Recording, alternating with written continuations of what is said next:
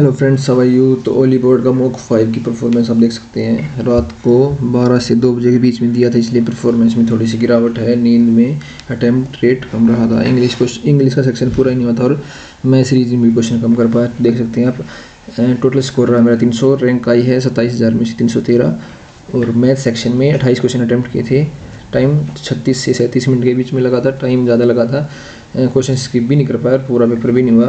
तो 27 क्वेश्चन ठीक थे, एक क्वेश्चन सिली मिस्टेक से गलत हुआ था। रैंक 144 मैथ्स में और स्कोर रहा 80। उसके बाद रीजनिंग सेक्शन में बात करें तो 25 क्वेश्चन अटैम्प्ट कर पाया, सारे ठीक हैं, लेकिन 3 क्वेश्चन कर नहीं पाया और 2 क्वेश्चन जो करने थे उसके लिए टाइम नहीं बचा। उसके बाद आगे चलते तो इंग्लिश सेक्शन में पेपर अटैम्प्ट पूरा नहीं कर पाया। 2 क्वेश्चन कॉम्प्रिहेंशन के रह गए थे और 6 क्वेश्चंस रॉन्ग हो गए थे, क्योंकि एंटोनिम सिनोनिम प्रीवियस ईयर से नहीं थे तो वो नहीं आते थे। 6 क्वेश्चन गलत हो गए और 105 स्कोर रहा इंग्लिश का। उसके बाद जीएस सेक्शन की बात करें तो ये 24 क्वेश्चन अटैम्प्ट किए थे, उसमें से 8 क्वेश्चन गलत हैं और 40 मार्क्स जीएस सेक्शन में आए। कंप्यूटर सेक्शन में पास हो गए हैं, 35 मार्क्स मेरा स्कोर रहा है कंप्यूटर का। तो टोटल आप देख सकते हैं 300 मार्क्स और 99 परसेंटाइल रही है। तो सॉल्यूशंस की ओर चलते हैं, कौन से क्वेश्चंस थे। तो मैथ्स का जो कुछ सिली मिस्टेक हुई है वो देख लेते क्वेश्चन। तो इसमें पूछा था कि 11 से लेकर 53 तक कंपोजिट नंबर्स बताने हैं जो जिसमें कि डिजिट 2 आता हो। ओनली वंस, ये ओनली वंस मैंने नहीं पढ़ा था, इसकी वजह से मैंने 22 को भी जोड़ रखा था जिसको हटाना था। तो अगर 22 को हटा देंगे तो 11 आंसर आ जाएगा, ये सिली मिस्टेक थी। उसके बाद 2 क्वेश्चन जो मैंने नहीं किए थे वो थे ये कि हमें numbers are there between from हमें numbers are there from 410 to 670। 410 से 670 तक कितने नंबर हैं which are not divisible by either 11 और 15, जो 11 या 15 से डिवाइड नहीं होती है। तो जितने नंबर है टोटल कर लेंगे। 410 से 670 तक जितने नंबर हैं माइनस उसमें से जो 11 वाले हैं वो माइनस कर देंगे, 11 के फैक्टर्स हैं, और फिर उसके बाद 15 वाले फैक्टर जितने भी वो माइनस कर देंगे। तो 11 15 जो दोनों में आ गए 165 वाले दोबारा ऐड कर देंगे तो आंसर आ जाएगा 223। उसके बाद है एक ये क्वेश्चन था, स्टेटमेंट का था, टाइम नहीं था तो मैं नहीं कर पाया, आसान सा क्वेश्चन था। उसके बाद रीजनिंग सेक्शन में एक ये था जो बुक्स अरेंजमेंट का क्वेश्चन था, इसके लिए टाइम नहीं बचा था लास्ट में। उसके बाद एक ये क्वेश्चन था जो मैंने अटैम्प्ट किया था लेकिन हुआ नहीं था। तो इसमें था कि फर्स्ट और लास्ट है जो उसको उल्टा करके ऐड करना था। एच का उल्टा एस मतलब 19 और डी का उल्टा डब्ल्यू मतलब कि 23 और 19 42, तो ऐसे ऐड करना था। आर और टी का उल्टा को ऐड करना था, आंसर 16 आ जाएगा। उसके बाद ये सीटिंग ये था कि वो इतनी ईस्ट में वो इतनी वेस्ट में है। ये क्वेश्चन मैंने अटैम्प्ट नहीं किया था तो आसान सा क्वेश्चन था। तो एक ट्रिपलेट बन रहा था 20 21 29 का, तो 29 आंसर आ जाएगा डिस्टेंस। उसके बाद ये क्वेश्चन था लगभग मैं आंसर पहुँच गया था लेकिन फाइनल टच नहीं दे पाया। तो 700 का 28, 9 दूनी 18 और 3 दूनी 6, तीनों को ऐड करेंगे तो 52। ऐसे 8 पंजे 40, 6 दूनी 12 और 7 एकम 7, तो आंसर आ जाएगा 59। तो ये क्वेश्चंस थे। एक और था इसमें दे रखा था कि अगर इससे बन रहा इससे तो इससे क्या बनेगा। तो था कि 9 और 3 12, 12 चौक 48, 7 और 3 10, तो 10 6 60, 5 और 4 9, तो 9 निम कैसे का कैसे आंसर हो जाएगा। ये कुछ क्वेश्चन थे जो कि मेरे को इतने थे माइंड में, क्योंकि मैंने 2-3 दिन से टेस्ट नहीं दिया था तो थोड़ा सा माइंड में एक्टिवनेस कम हो रहती है। उसके बाद इंग्लिश सेक्शन की बात कर लेते हैं। इंग्लिश सेक्शन में 6 क्वेश्चन गलत हुए हैं, एक ये क्वेश्चन गलत हुआ था। इसमें से कौन सा ली सेकंड एंड थर्ड सही थे। ये तो कंप्रीहेंशन पार्ट है, आगे चलते हैं। ये था कि क्लोज टेस्ट का क्वेश्चन था, 5वां क्वेश्चन है। Who was the first founder of Troy? Came from a certain city in this land. In this land. तो in this land ठीक था, मैंने सोचा in this inland island की तरह inland होगा कुछ, लेकिन in this land सही था जवाब। उसके बाद ये क्वेश्चन था PQRS का, ये क्वेश्चन भी गलत हो गया है।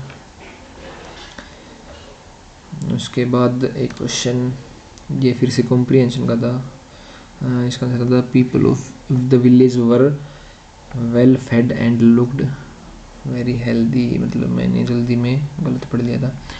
उसका एक क्वेश्चन ये था एंटोनियम्स का बताना था, इसका उल्टा बताना था एसर्शन का। तो एसर्शन का उल्टा है अबेटमेंट, अबेटमेंट मतलब कम करना, अबेटमेंट, असरसन मतलब ग्रोथ और इंक्रीज, अबेटमेंट का मतलब कौन दे रखा है इन्होंने, अबेटमेंट मीन्स रिडक्शन, कम होना, तो असरसन का मतलब इंक्रीज होना, अबेटमेंट कम होना, रेलीगेट होता है डिग्रेड करना, किसी को भी इन्फीरियर रैंक पर पहुंचाना। तो 2 क्वेश्चन जो अटेम्प्ट नहीं कर पाता वो ये पैसेज के ही थे। उसके बाद एक और था सिनोनियम, गलत होता है जो जोशल, जोशल का मीनिंग क्या होता है, जोशल का मीनिंग है शो, मतलब दोनों का नहीं पता। जोशल इज पुश एल्बो और बम्प अगेंस्ट समवन रफली, टिपिकली इन ए क्राउड, उसको कहते हैं जोशल। जोश जोश में जोशल कर देते हैं क्राउड में, मतलब भीड़ भाड़ वाले इलाकों में जोशल करते हैं, इसको कहते हैं शो, मतलब नहीं पता था, अब भी नहीं पता। आगे जीएस सेक्शन के जो क्वेश्चन हैं वो देख लेते हैं, जो 8 क्वेश्चन गलत हुए हैं।